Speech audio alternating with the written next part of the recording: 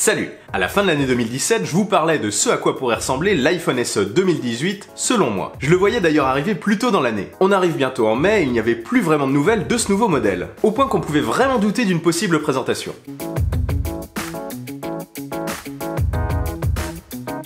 Cependant, les rumeurs sont de retour, dont une provenant du site japonais Mako Takara. Il prévoirait une présentation de ce nouvel iPhone SE, appelons-le iPhone SE 2, d'ici un mois. Il est impossible aujourd'hui de savoir si c'est vrai, mais pour moi ce serait peut-être la dernière fenêtre de tir pour ce modèle en 2018. Une présentation pendant la WWDC de juin ou même avant, en mai, sans conférence, pourrait se tenir. Alors qu'est-ce qu'évoque cette hypothèse? Dans ma précédente vidéo, j'explorais les différentes pistes, à savoir une simple évolution de l'iPhone SE actuel, ou un nouveau modèle basé sur l'iPhone 6S ou l'iPhone 7, voire ce fameux iPhone 10 SE. J'avais alors une petite préférence pour la solution du SE basée sur l'iPhone 7 ou l'iPhone 6S. Il semble, selon Mako Takara encore une fois, que la solution de mise à jour de l'iPhone SE actuel soit privilégiée. De quoi faire le bonheur des amateurs de petits smartphones qui ne sont pas franchement gâtés en ce moment. On aurait ainsi un iPhone avec un écran de 4 pouces LCD tenant dans le châssis de l'iPhone SE actuel. On n'aurait donc pas de Face ID et le Touch ID serait toujours présent. Il perdrait cependant sa prise jack pour pousser à l'adoption des écouteurs Bluetooth. Le dos de cet appareil serait en verre cette fois-ci pour permettre la recharge sans fil. Je ne sais pas si ce sera le cas, mais ce serait vraiment pas mal. Je trouve que ça rappellerait fortement le design de l'iPhone 4. Même si au regard de la date possible de sortie, la présence du tout dernier processeur A11 Fusion me paraît plus logique, on retrouverait le processeur A10 Fusion et même l'appareil photo arrière de l'iPhone 7. Donc physiquement peut-être un plus grand objectif. Les rumeurs n'évoquent pas non plus toute la présence du 3D Touch, ce serait pas mal aussi quand même de l'ajouter même si j'en doute un peu. Pour revenir au processeur, pour ceux qui se disent que le processeur A10 Fusion est un petit peu vieux, sachez qu'apparemment iOS 12 sera une optimisation d'iOS 11 avec quelques petits changements, et que cette version est d'ailleurs en ce moment en test, apparemment sur l'iPhone 5S. Si c'est confirmé, ça serait vraiment une bonne surprise. Pour le design, c'est vrai qu'un modèle or avec le dos en verre couleur crème, uni sans bande comme ce qu'on retrouve actuellement sur l'iPhone 8, pourrait être assez joli. En gros, une évolution du SE à la manière de l'évolution du 7 vers le 8. Il pourrait aussi très bien s'agir d'une simple évolution matérielle de l'iPhone SE actuel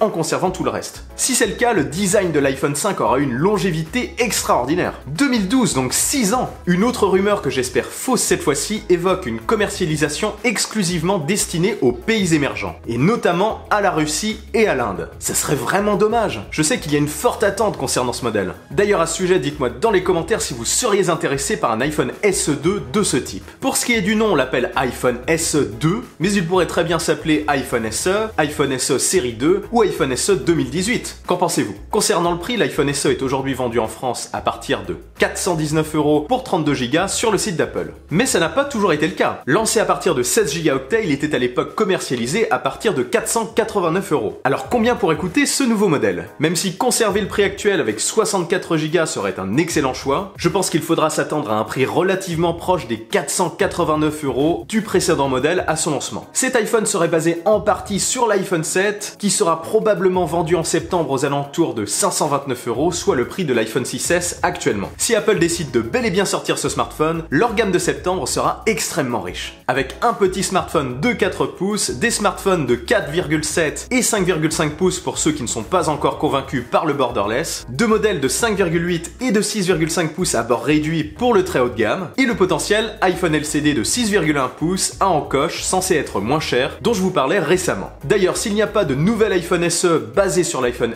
SE actuel, peut-être que le Special Edition 2018 sera cet iPhone LCD de 6,1 pouces. On peut tout imaginer. Dites-moi ce que vous en pensez dans les commentaires, ça me fait toujours plaisir de lire vos messages. Si cette vidéo vous a plu, n'oubliez pas le bon pouce en l'air et partagez-la. Et si ce n'est pas encore fait, abonnez-vous à ma chaîne et suivez-moi sur les réseaux sociaux. Sur ce, on se retrouve très vite pour une nouvelle vidéo. Allez, salut!